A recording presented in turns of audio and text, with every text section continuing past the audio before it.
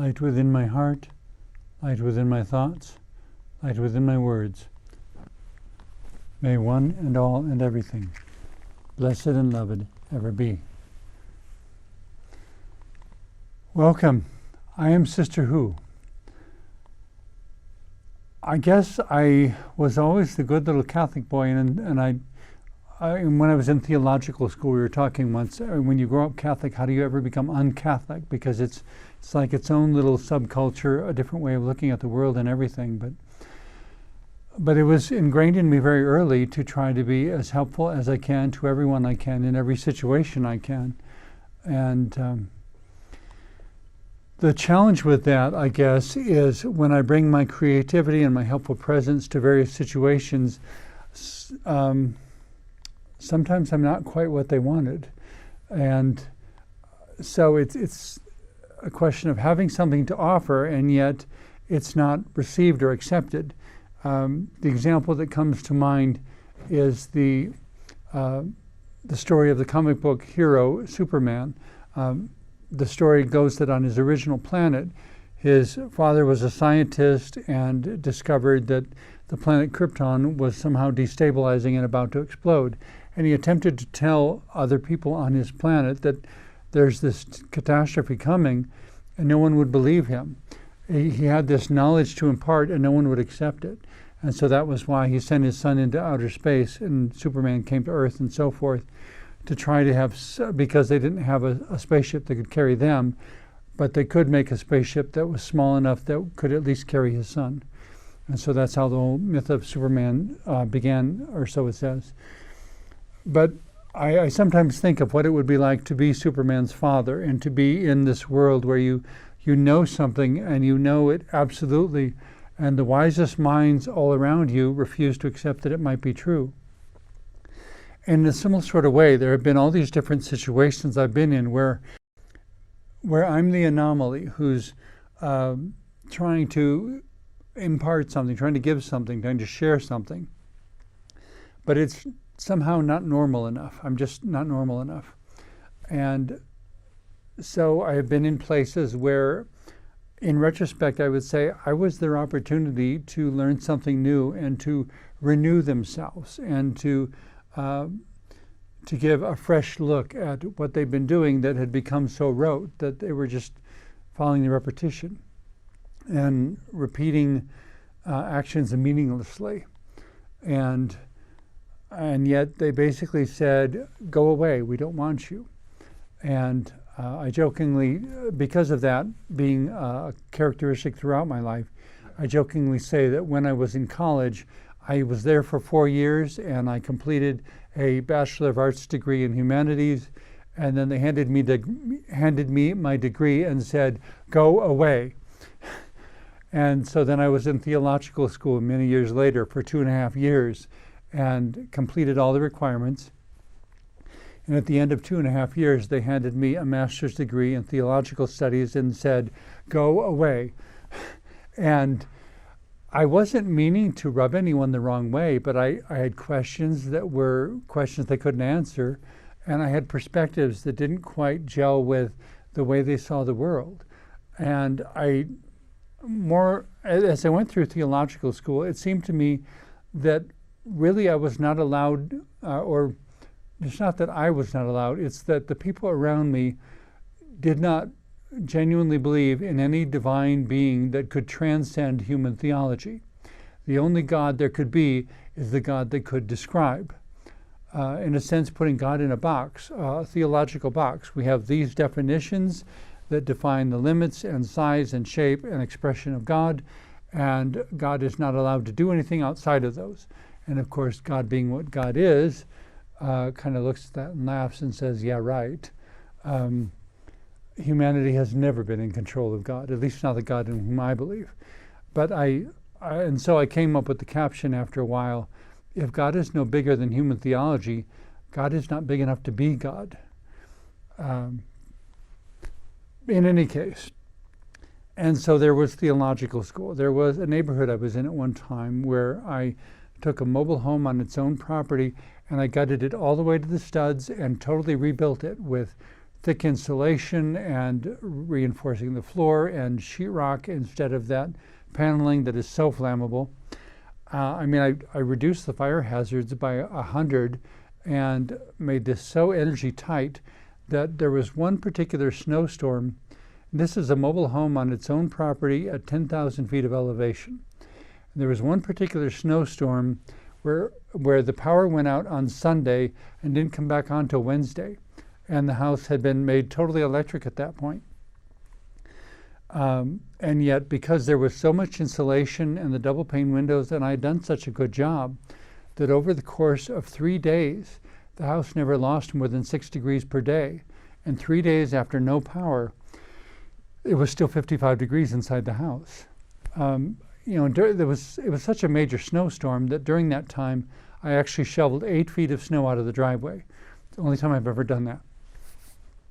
The snow was literally so high that it was as high as the roof of the house and taller than my vehicles. But it was quite an incredible snowstorm, but it was wonderful to have a home that I had done such a good job that I didn't get cold after 3 days with no power. But it was that kind of dedication and that kind of ingenuity that I've tried to bring to everywhere I've ever been. And yet, again and again, I keep running into people who basically look at me and say, "You're not normal enough. We don't want you here." And, with that mobile home that I totally rebuilt, in that case, there was someone across the street who was he and his children were the biggest criminals in the whole neighborhood and breaking into people's houses and poisoning people's dogs and all kinds of things. And I kept trying to deal with the county sheriff about it, but every time I'd call up and try to report this guy, they'd hang up the phone. And I finally after 3 years, I just finally said, "Look, if I'm the only one who has a problem with this, I'll leave." And I really didn't want to, but I couldn't deal with a situation where I couldn't even leave my dogs at home because I had no idea what would happen to them before I came back if I ever had to go anywhere. And so I wound up leaving. And then another place where I found an old house that nobody wanted. It had been sitting empty for 5 years, and I bought it and owned it completely. But they had all these requirements and restrictions, and basically I wasn't rich enough to be allowed to live in an abandoned house. I was like, "What is your problem?" But they wouldn't let me live there either. And so then I tried to get a third place of redoing this house that had been sitting empty for years and nobody wanted it, and I did a really good job. I completely upgraded the the heating and the plumbing and the wiring of the house, and at that point they basically said, "You didn't do it the way we wanted you to, so you can't live in it." And it boggles my mind to be running into that so much. But there were other instances as well where I tried to bring a freshness and an ingenuity and an unconditional love to wherever I was. And the people were more committed to things being just the way they were. And, I think back on my life, and there are moments where if I could go back to that moment, it would be so wonderful because it was one of those moments where I was able to make things supportive and loving and just everything I needed. And yet, at the same time, I wouldn't want to go back to those moments and stay there because that's stagnation, and that's essentially death. Stagnation always leads to death. The original Greek myth of Narcissus is that he saw his reflection on a pond and was so transfixed that he stared at it until he died. And so I've contemplated, I've pondered it, and it does seem to me that narcissism leads only to death. And yet there are so many people living in a narcissistic way rather than in a symbiotic way of creating community where they depend on each other and where love and honesty are the major priorities and principles. That instead there are a lot of people who have adopted the corporate mentality that all that really matters is whether or not you make a profit. Except that it's kind of like that saying that I put in one of my earlier episodes a long time ago, I think. whoever dies with the most toys wins. And I always said, wins what? You don't get to take anything with you. And so it's not that it's my money, it's not your money, it's not anybody's money, it's the world's money, and the world will keep it. It's like when you play this old, I think it was Milton Bradley made this board game called Monopoly that's been around for so long. But the weird thing about Monopoly is everybody wants to win, but when you win, the game ends. And when the game ends, you don't get to keep any of the money. It stays with the game. It's not yours. It belongs to the game. And with all of this and bringing this fresh, perhaps a little too honest perspective sometimes, there are yet all these places that I've been. One time I was in a youth ministry training school, and it was the same sort of problem. I brought a new perspective, a different way of looking at things, and it was so different than what they knew that they found it alarming and wanted to push me out. But I guess, one of the ways I've heard autism explained is that it's like the brain is wired backwards, and you see the details first and the generalities second or not at all. So in looking at a jigsaw puzzle, I would see 500 pieces competing for attention before I could tell you what the picture was. And I would have to process the relationship of all the pieces and finally be able to tell you what the picture was. But when I could tell you that, I would tell you in such detail that I would be pointing out things in that picture that you hadn't even noticed. The bird on the tree branch over there, and the dog peeking out around the corner of the building over there, all sorts of little details that other people don't even notice. But so I have all this to offer, and yet I find people wanting to stagnate and to lock themselves into a single blissful moment and have everything be just that way and never change. And the problem with that is that you're no longer living.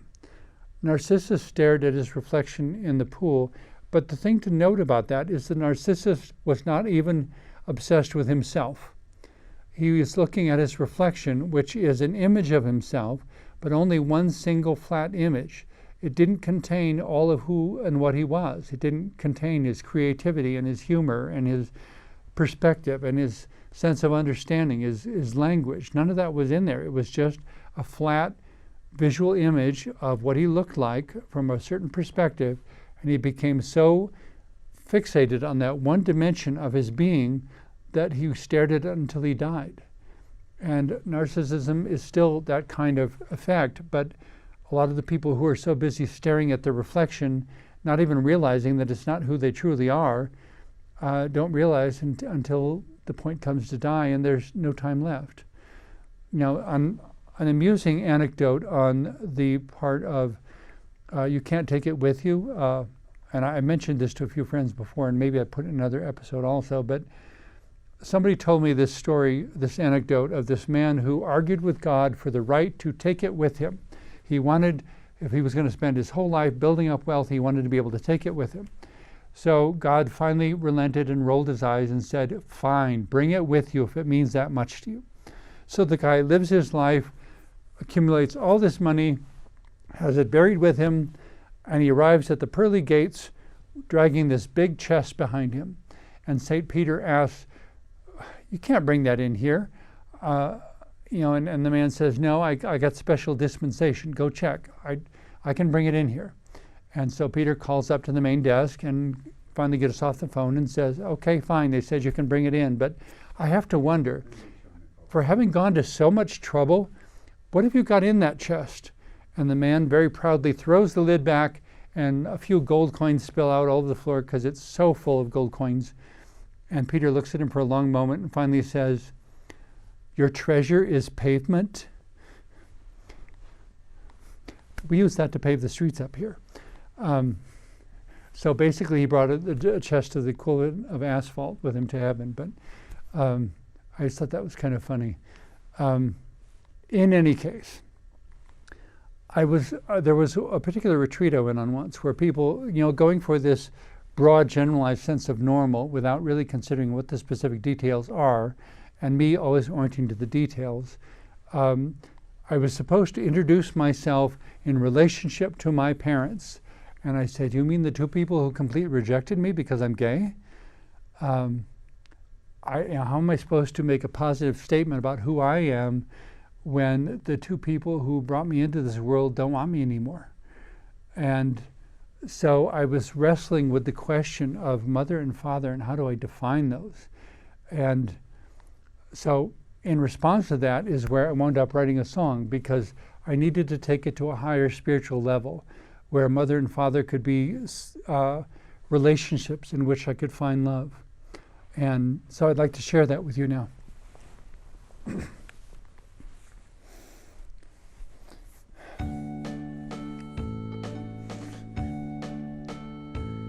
I rise in the morning and see the new day, stumbling along an uncertain way, wanting to find in each moment I see that which is real and the one who is me. My father is wisdom, my mother is love, within and without, below and above, the earth and the sky, the hawk and the dove. My father is wisdom, my mother is love. I run through the fields in the warm noonday sun, a race to my finish already begun, pretending my arms are wings that can soar to still higher places where I can learn more. My father is wisdom, my mother is love, within and without, below and above, the earth and the sky, the hawk and the dove. My father is wisdom, my mother is love. In the evening I listen at my father's knee, I attend to my mother's beckoning plea. I speak from my heart with my voice very loud, that what I want most is to make them both proud. My father is wisdom, my mother is love, within and without, below and above, the earth and the sky, the hawk and the dove. My father is wisdom, my mother is love. One day to the next, my journey goes on. Through tears and through laughter, I learn a new song. A song for the orphan and the one who's in pain, that through wisdom and love they be healed once again. My father is wisdom, my mother is love, within and without, below and above, the earth and the sky, the hawk and the dove. My father is wisdom, my mother is love. My father is wisdom, my mother is love, within and without, below and above, the earth and the sky, the hawk and the dove. My father is wisdom, my mother is love. My father is wisdom, my mother is love. My father is wisdom, my mother is love.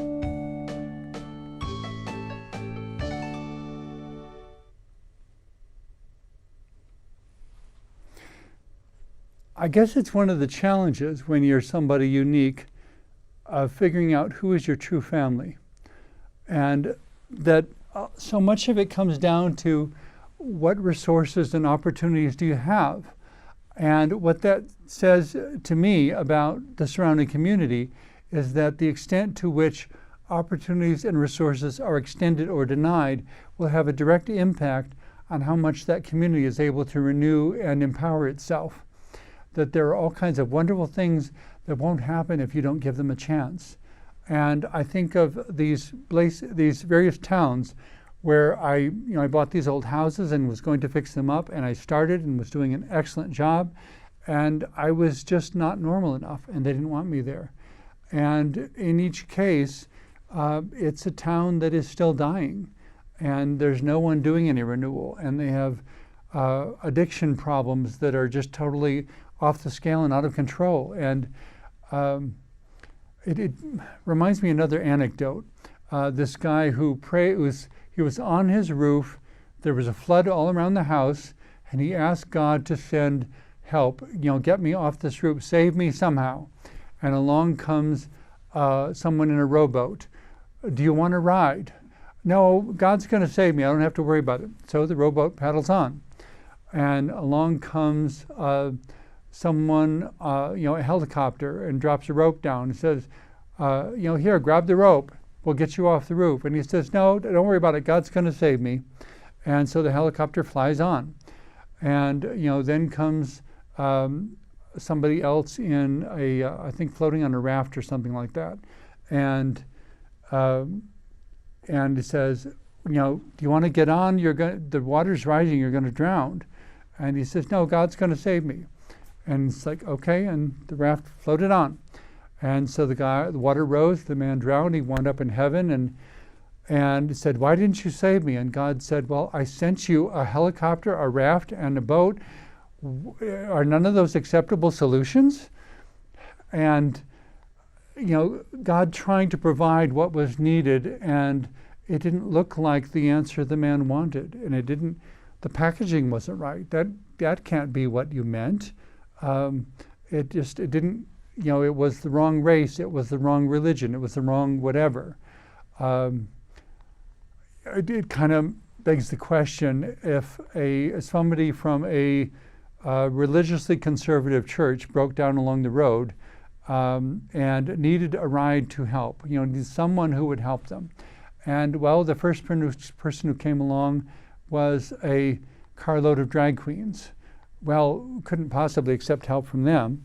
And each time it was somebody who was in the wrong packaging.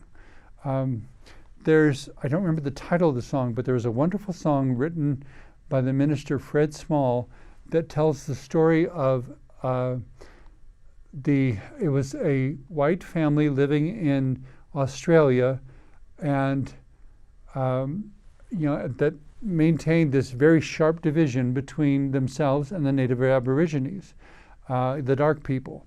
And there was a story told in the song is that a mother was bitten by a poisonous spider or something, and the daughter was sent to get the doctor, and they told her, the chorus says, going for the doctor, watch out for the dark people, and because you're white-skinned and blonde hair, and so she goes racing past all these encampments of Aborigines trying to get to the city and bring the doctor back in time. And of course, it's too late, and the woman dies. And then at the funeral, this daughter has walked past the casket where her mother has died, and they're having the funeral. And in the foyer of the church, she meets this Aboriginal woman with very dark skin. And the woman says, why didn't you stop? We have cures and herbs and all sorts of things that would have saved your mother's life. Except she didn't, because the help was in the wrong package. It didn't look right. In any case, and yet the thing I have to remember with all of that is, even if they say no, even if they won't accept whatever creative contribution I could make, whatever hard work or counseling or whatever I could offer, how to plaster a wall or wire a basic circuit or whatever, even if they won't accept that, I can't stop being who and what I am. I'm still me, and I may not be appreciated or welcomed or integrated into a community, and they may suffer because of that, but I have to go on being me. It doesn't Their rejection doesn't change me from being who I am. The only thing that can change me from being who I am is if I allow their definition of me to define what I do and what I try and so forth. In each of those cases, because I've been through it so many times now, it doesn't stop me from looking for one more right over the horizon, and if they won't let me do it here, I'll go do it over there. And they won't get any blessing out of my contribution, but it's not like I'm some Superman or something. I'm just a person with certain skills and a willingness to do the hard work of helping things get better. And if we all work together, all of us together, really can make things better. But if your answer comes in the wrong package, listen to it anyway. Thank you very much for watching. I hope this last half hour has been helpful to you. And now may love and peace surround you in the pursuit of your own dreams and all your dealings with the diversity of humanity. Amen.